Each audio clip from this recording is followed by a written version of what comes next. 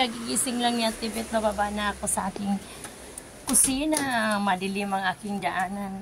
Grabe mga kapaksiw. Yes. Yan, wala pang suklayan, wala pang toothbrush yan. Pero naka-vlog na.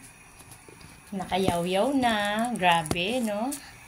Ayan, oh, wala pang suklay mga kapaksiw.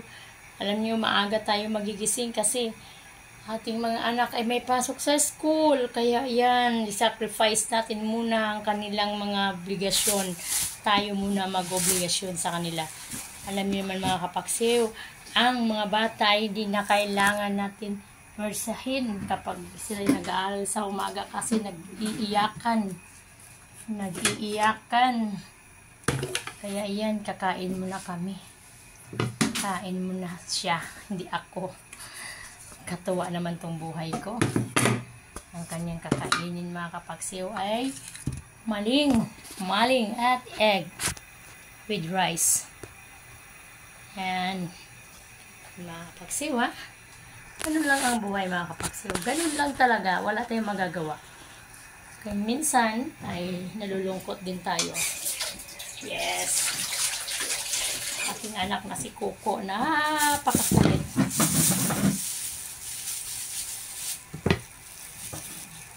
Ayan. Kuha tayo ng kanin sa rice cooker. Yung rice cooker ko. Yes. Ayan. Ayan. Kuha tayo ng kanin mga kapaksiw, ha. Kakainin ko yung aking anak na makulit, super grabe. Yan. Kunti lang kasi pag kumain yun, kaya hindi ko kailangan gamitin.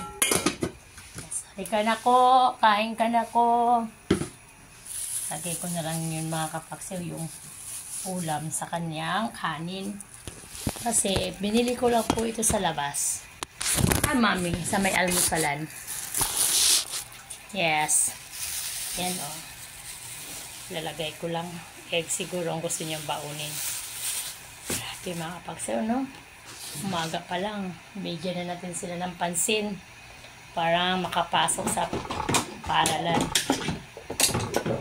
Mga kapaksiw, maarte pong anak ko.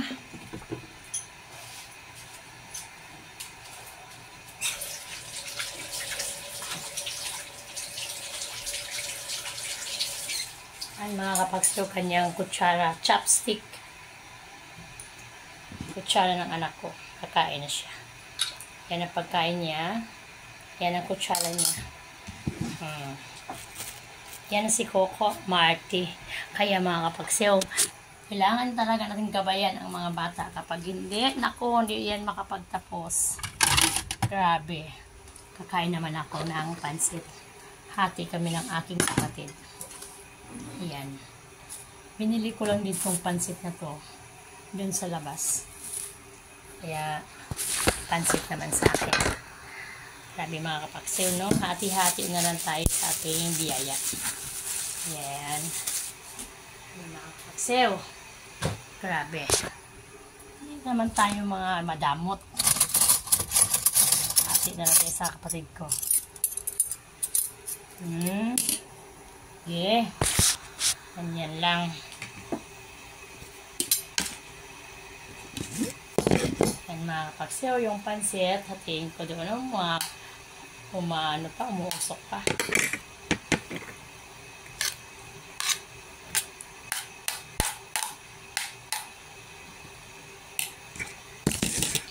Bigay ko sa aking kapatid. Okay dyan, oh.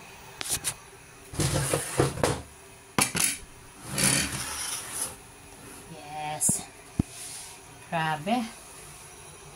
Mga kapaksiw, good morning sa lahat mga kapaksiw. Thank you very much sa inyong panonood. Don't forget, Bibit Yabasa.